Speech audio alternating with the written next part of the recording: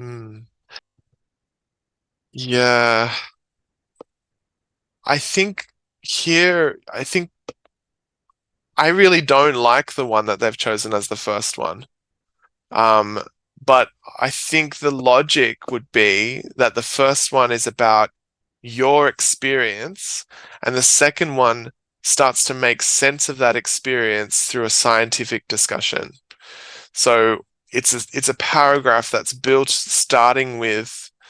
um, starting with I guess a common assumption, and then developing that idea further.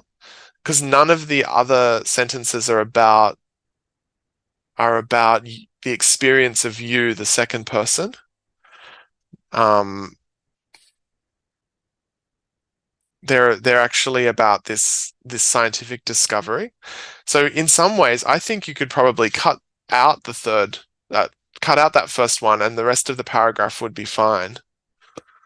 Um, but I guess it's answering the question not only what is the topic of this paragraph, that it's about whether or not lobsters can feel pain, or whether or not crustaceans can feel pain, but it's also telling us why we should care about that idea. Crustaceans, yeah. So that's the other thing that's happening here. We're starting with a concrete example. A lobster is a type of crustacean.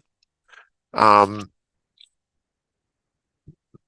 um, yeah, so crustaceans are crabs, lobsters, prawns. Um, yeah, no, so a crab is a type of crustacean. Yeah, so a crab, so a crab is just one of them, but crustaceans includes other animals as well, like lobsters, prawns, yabbies. Yeah, it includes lots of varieties.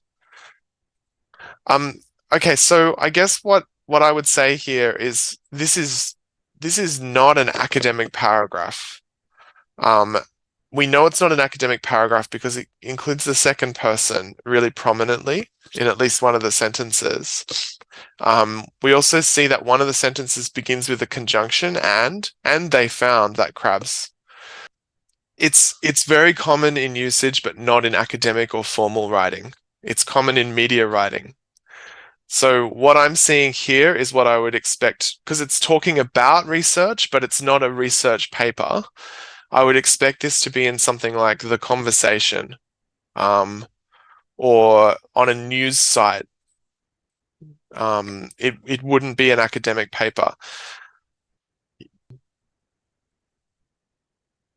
Um, so it means like old and underdeveloped, and um, it it implies that something is simple and hasn't developed. Um, so an early stage, we might say, a primitive nervous system, so it doesn't have pain. Which of course is crazy because pain is just it's a signal, it's a nervous signal to the brain that you're being damaged. So so it's one of the most fundamental, I imagine, signals. Now, I don't think they could tell you they were in pain, but yeah, anyway.